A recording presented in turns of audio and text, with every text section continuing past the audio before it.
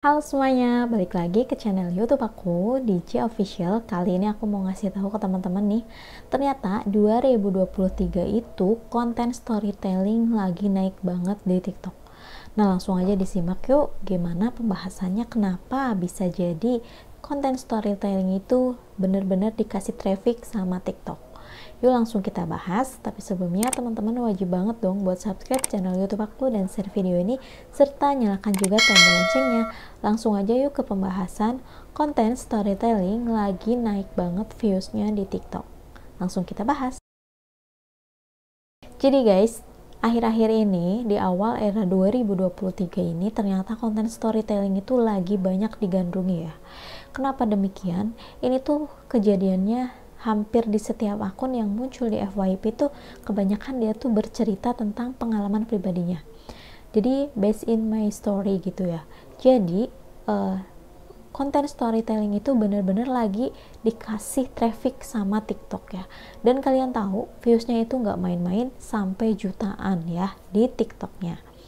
Kenapa demikian dan apakah bisa kita meniru konten storytelling tersebut di akun kita, dan gimana caranya ya supaya konten storytelling kita itu benar-benar dikasih views yang bagus sama TikTok ya. Di sini bakalan aku kasih contoh beberapa konten storytelling yang benar-benar dikasih traffic sama TikTok, dan mungkin aja teman-teman bisa untuk mengikutinya atau menjadi inspirasi konten di akun TikTok teman-teman. Nah, yang pertama, contohnya adalah konten storytelling tentang pengalaman pribadi ya. Mungkin pengalaman pribadi itu agak susah-susah gampang ya, karena nggak semua orang bisa mengalami kejadian-kejadian yang memang bisa di-share ke sosial media kayak TikTok kayak gini ya. Aku pernah punya pengalaman pribadi dan itu tuh bener-bener dikasih traffic sama TikTok. Dari yang pertama adalah pengalaman pribadi pas belanja cincin ya. Ini pengalamanku ketika beli emas. Aku tipe orang yang tidak mempedulikan penampilan. Hai Mbak, izin stitch ya.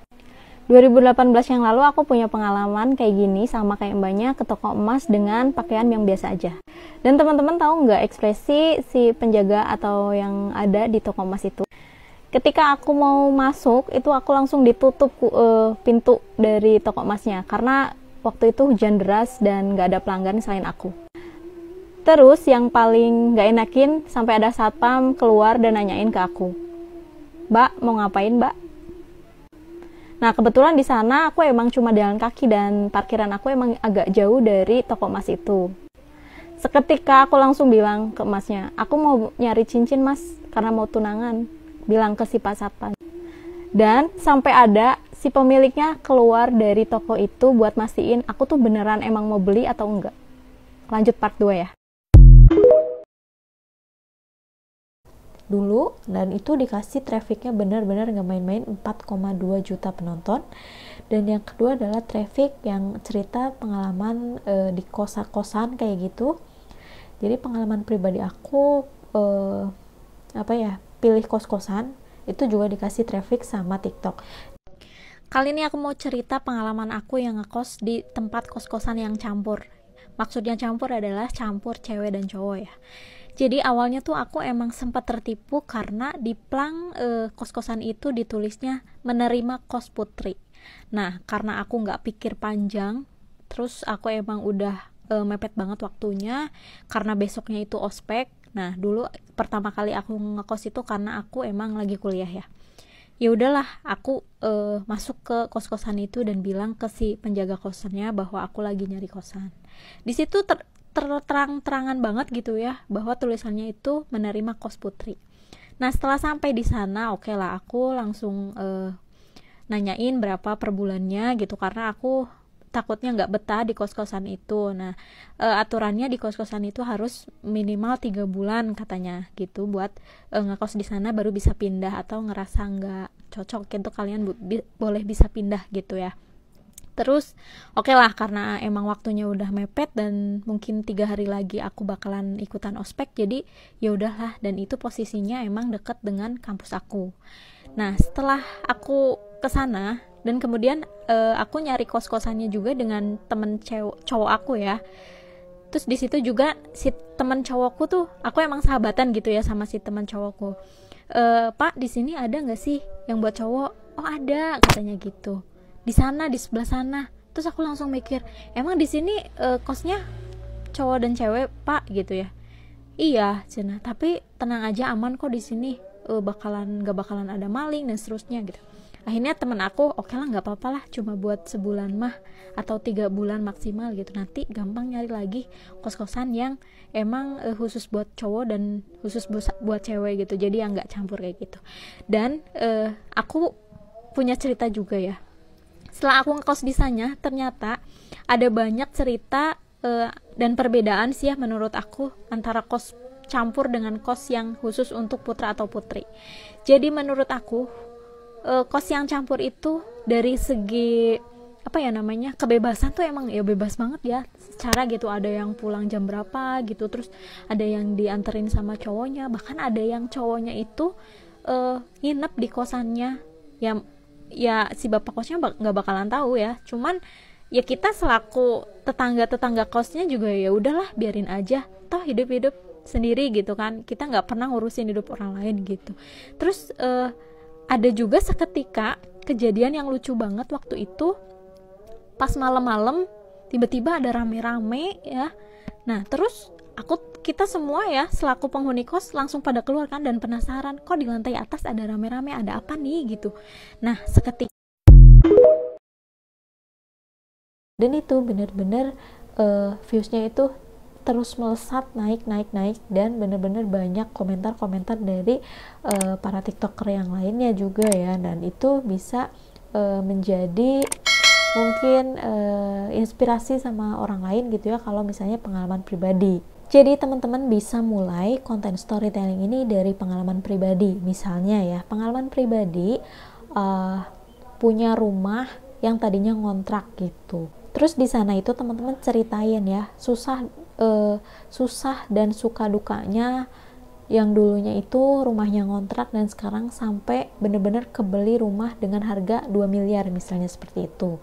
Di sana juga teman-teman ngasih tips-tips, misalnya kalau misalnya pengen punya rumah di usia 30 tahun dengan status masih ngontrak rumahnya, tips-tipsnya misalnya kita harus nyisihin nabung segini gitu ya. Terus misalnya apa ya, cari-cari rumah yang harganya sekian, terus dan tips-tips lainnya gitu ya. Terus di sana juga kasih opini-opini kita bahwa nggak ada yang nggak mungkin di dunia ini kalau misalnya kita mau usaha gitu. Itu jadi membuat orang itu terinspirasi dari cerita storytelling pengalaman pribadi kita. Singkatnya seperti itu ya untuk contoh storytelling dari pengalaman pribadi. Yang kedua adalah contoh storytelling tentang perjalanan A ke B ya. Jadi perjalanan A ke B itu benar-benar naik turunnya itu kerasa banget. Misalnya ya, ceritain pengalaman perjalanan aku punya small business sampai bener viral ini dan sampai seterkenal sekarang ini, dari yang dulunya itu packingnya manual gitu ya. Terus alat-alat untuk pemasaran produknya juga pakai handphone yang jadul, terus mini studionya bener-bener yang acak-acakan, dan foto produknya juga masih yang biasa-biasa banget gitu ya, sampai dengan di titik kita itu memiliki bisnis yang sampai seterkenal sekarang gitu. Terus ceritain juga misalnya pengalaman endorse yang benar-benar nggak menghasilkan gitu ya, dari endorsement yang udah kita keluarkan budgetnya lumayan gede tapi nggak ada yang check out dan sebagainya gitu ya. Jadi pengalaman pribadi itu bisa menginspirasi orang lain gitu. Jadi kita ceritain aja gitu ya suka dukanya. Jadi pejuang small business yang tadinya itu benar-benar hampir down banget gitu ya, usahanya dari kecil itu gak ada hasilnya, kayak udah mau menyerah aja gitu ya, tapi sampai ternyata kita berada di titik yang sekarang ini ya gak ada yang gak mungkin gitu. Jadi pokoknya kasih inspirasi dan semangat buat yang nontonnya juga gitu, dan itu dikasih trafficnya bener-bener keren banget di TikTok ya, dan itu banyak sekali contoh-contohnya dan bener-bener viewsnya itu bisa jutaan. Yang ketiga contohnya adalah storytelling tentang mini vlog atau daily mini vlog ya.